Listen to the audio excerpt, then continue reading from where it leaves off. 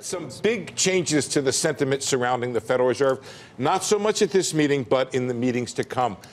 These guys have a 98% probability of a rate hike this month, and that's a little bit maybe higher than the actual market price, but they're pretty sure it happens. That's up from the last survey we did. But take a look at what's happened to the average expected rate hikes in 2019. It was 2.5. And what did that tell you? That told you the debate was over whether the Fed did 2 hikes next year or 3. And now the debate is, does it do 1 or 2? And then the rate hikes in 2020, we asked for the first time, less than 1 now expected. Moving on, let's see about the Fed's next move. This is a new addition, guys. 88% say the Fed's next move after December will be to hike, but 12% now saying the Fed may cut. And that cut would come, but according to that 12%, what? Yes. A cut is now in the cards or in the discussion as part. I know. I'm glad you reacted that way, Becky. So they still think we should be raising rates. Right, we're going to be raising rates right now and turn around and cut. And turn around and cut. I mean, that goes back to what happened with the ECB. Remember?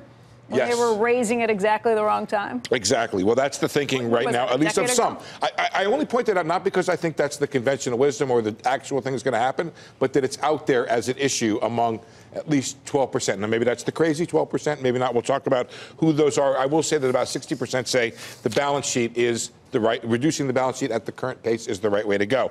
Rather than raising rates. Very quickly, let's see the market. Let's see the market outlook for the Fed. That's the next one.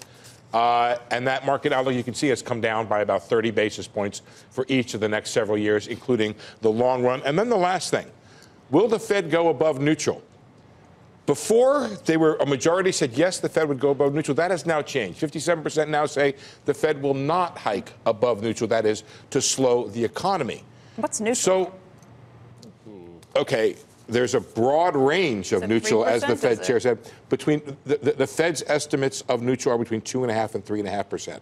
So they're just below the lower end of neutral. Let me just tell you, though, that all this suggests to me the market fell 500 points yesterday. Right.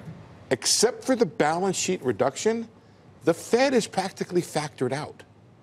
So I'm not really sure that you can any longer finger the Fed as the culprit here because, I mean, I guess there's still fear of a mistake. What do you mean they're factored out? Look at what the outlook is for next year. It's like 1 hike in 2020, less than 1 hike in 2020, maybe 1 or 2 next year total. But the question may be, did they already raise? Did they already go too far? Right. So there's nothing they can do. I'm not saying they did, but that seems to be the question we keep hearing. Is it too late? And that's I guess the president pivoting to this idea. I will point out. Yeah, is he now going after the balance sheet? Like, okay, we've stopped the rate hikes. Now we don't want them touching the balance sheet. There has been that pivot. I guess Mnuchin's talked about that. I will point out that 4 of the 5 members of the Federal Reserve Board of Governors appointed by President Trump. So his people will be disappointing him. And the Fed chair was appointed by him, too. That's what I'm saying. Fed chair, vice chair for bank supervision, and Michelle Bowman, the one who's, so 4 of the 5 members with 2 more to come. But also worth noting that his own position on what the Fed should do has shifted even from before he was the president to when he became the president, which is what always happens, which is invariably you don't want interest rates. No, Andrew, this is not what always happens.